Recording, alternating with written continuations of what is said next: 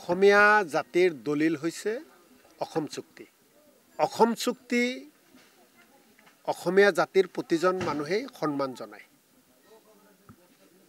855 জন শ্বহীদক সন্মান জনোৱাৰ কথাই চৰকাৰে কয়, কিন্তু যেতিয়াই 1971 চনৰ 25 মাৰ্চৰ পিছত অসমলৈ অহা মানুহক এই চৰকাৰে নাগৰিকত্ব দিয়ে, তেওঁলোকক বিদেশী বুলি নকয়, তেতিয়াই অসম চুক্তিক অপমান কৰা হয়, সেই 855 জন শ্বহীদক অপমান কৰা হয়। গতিকে বিজেপিৰ, মই আকৌ কৈছোঁ, এইটো বিজেপিৰ পলিটিকেল এজেণ্ডা, ৰাজনৈতিক কাৰ্যসূচী। এয়া আমি কেতিয়াও মানি নলওঁ। এই সিদ্ধান্তক ধিক্কাৰ জনাইছোঁ আৰু অসমীয়া জাতিয়েও কেতিয়াও মানি নলয়। তেওঁলোকৰ ক্ষমতা আছে, দেখাই আছে।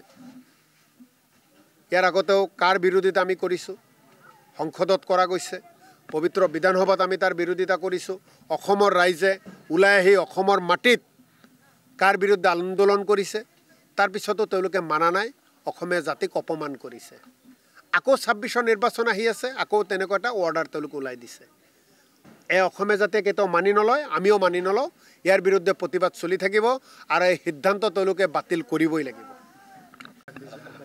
চাওক, যিটো BJP, Himanta Biswa Sarma, BPF, Hagrama Mohilary, UPPL, Pramod Bodo, তেওঁলোকে যিটো দেখাই আছে, যিটো কৈ আছে, ভিতৰত কিন্তু বেলেগ।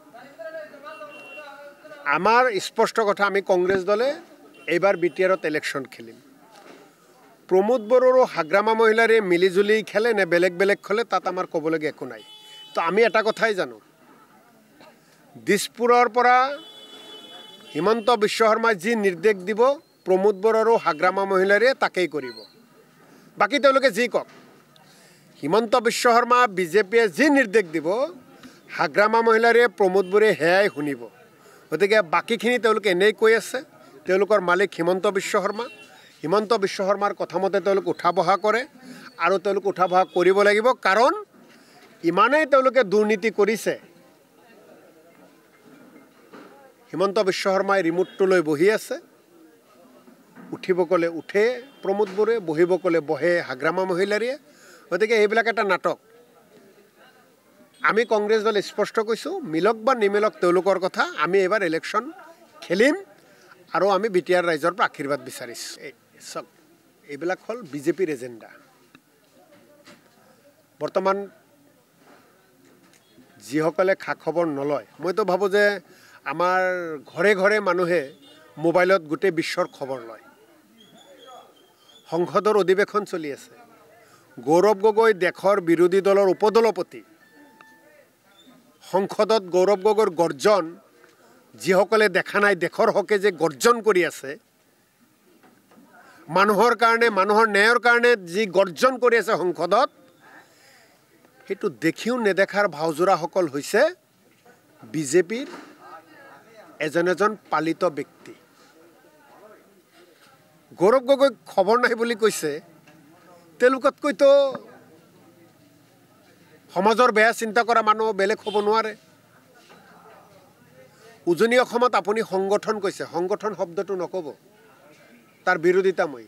সংগঠন এটা অতিকৈ গুৰুত্বপূৰ্ণ এটা শব্দ। সংগঠন মানে সকলো একত্ৰিত থাকে, সংগঠন মানে এটা একতা থাকে, সংগঠন মানে মানুহৰ কাৰণে কাম কৰে। মই বিদ্ৰোহী সংগঠনৰ কথাৰ বাদে কৈছোঁ, সেইখিনি সংগঠনৰ মানুহ নহয়। তেওঁলোক হৈছে হিমন্ত বিশ্ব শৰ্মা আৰু বিজেপিৰ পালিত সন্তান। হিমন্ত বিশ্ব শৰ্মা আৰু বিজেপিৰ টকাৰে তেওঁলোকক নোচোৱাই থাকে। বিজেপিৰ এজেণ্ডা, বিজেপিক 26 নিৰ্বাচনত যাতে বিজেপি ছাকচেছ হয়, তাৰ কাৰণে তেওঁলোকক ফিল্ডত নমাই দিছে। সেই মানুহকেইটাক দানৱ বনাই দিছে। তেওঁলোকক সাধাৰণ মানুহ নহয়, তেওঁলোকে কোনো সংগঠনৰ মানুহ নহয়, তেওঁলোকে একো একোজন গুণ্ডা, তেওঁলোকে একো একোজন অসমীয়া মাটিৰ আদৰ্শ সন্তান নহয়, তেওঁলোকে একো একোজন কুসন্তান। তেওঁলোকে অসমৰ ভাল চিন্তা নকৰে, অসমীয়া জাতিৰ ভাল চিন্তা নকৰে, কেৱল তেওঁলোকৰ চিন্তা কৰে, পকেটৰ চিন্তা কৰে। গতিকে সেই ব্যক্তিসকলৰ কথা অসমৰ ৰাইজে গ্ৰহণ কৰা নাই। আজি তেওঁলোকে যিকেইজনে কৰিছে, তেওঁলোকৰ লগত ছাপোৰ্টত কোনোবা ওলাই আহিছে নেকি?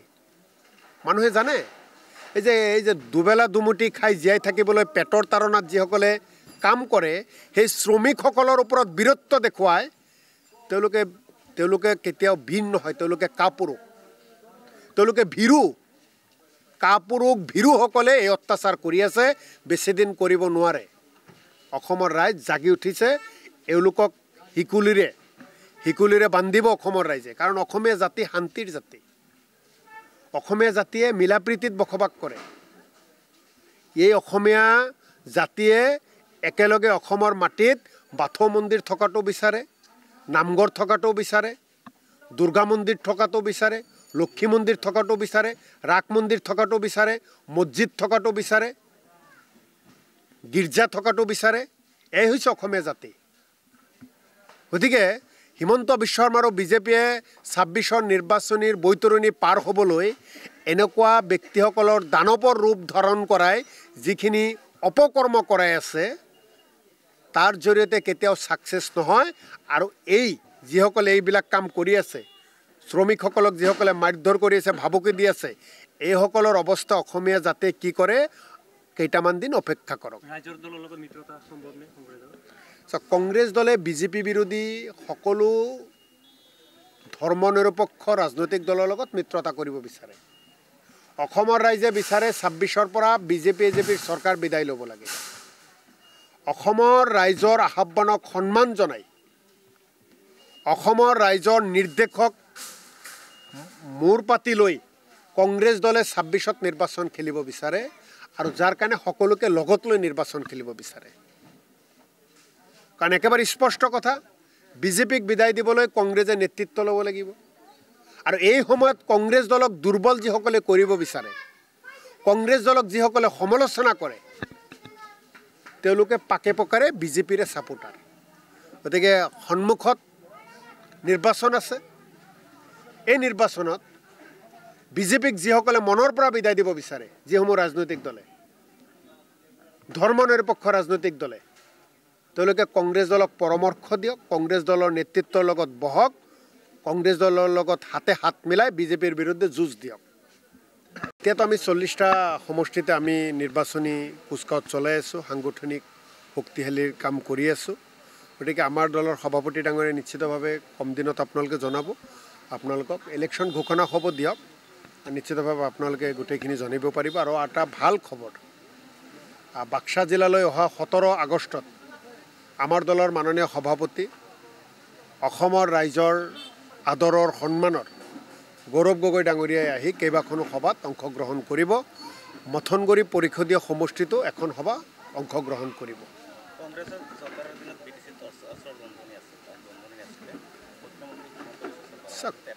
মুখ্যমন্ত্ৰী ডাঙৰীয়াই অস্ত্ৰৰ কথা কৈ লাভ নাই। মুখ্যমন্ত্ৰী ডাঙৰীয়াইতো নিজেই মানুহক অস্ত্ৰ হাতত তুলি দি আছে। যিজন মানুহে মুকলিকৈ মানুহৰ হাতত অস্ত্ৰ তুলি দি আছে, তেওঁ আকৌ অস্ত্ৰৰ কথা কৈ কিবা লাভ আছে জানো? এই বিটিআৰৰ বিটিআৰত শান্তি কংগ্ৰেছ দলে আনিছে।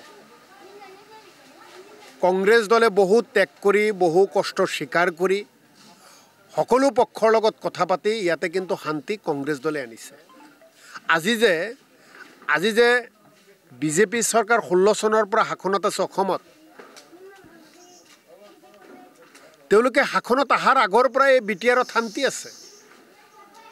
তৰুণ গগৈ ডাঙৰীয়াৰ নেতৃত্বত সেই সময়ৰ কংগ্ৰেছ চৰকাৰে বিটিচিত উভয় পক্ষৰ লগত, সকলো পক্ষৰ লগত কথা পাতি ইয়াতে শান্তি প্ৰতিষ্ঠা কৰিছে। আৰু এই শান্তি বৰ্তমান আছে। কিন্তু সেই শান্তিত অশান্তি কৰিবলৈ হিমন্ত বিশ্ব শৰ্মা, বিজেপি আৰু তেওঁলোকৰ সহযোগী দলসমূহে দিনে ৰাতে চেষ্টা কৰি আছে।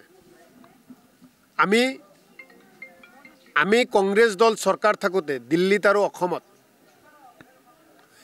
বিটিচি আৰু বিটিআৰৰ কাৰণে যিমান ফাণ্ড দিয়া গৈছিল, যিমান পুঁজি যোগান ধৰা হৈছিল, কেন্দ্ৰত যেতিয়াৰ পৰা বিজেপি চৰকাৰ, দিছপুৰত যেতিয়াৰ পৰা বিজেপি চৰকাৰ, এই বিটিআৰত কিমান ফাণ্ড আহিছে তাৰ হিচাপ এবাৰ হিমন্ত বিশ্ব শৰ্মাই আৰু প্ৰমোদ বড়ো আৰু হাগ্ৰাম মহিমহিলেৰে দিয়ক।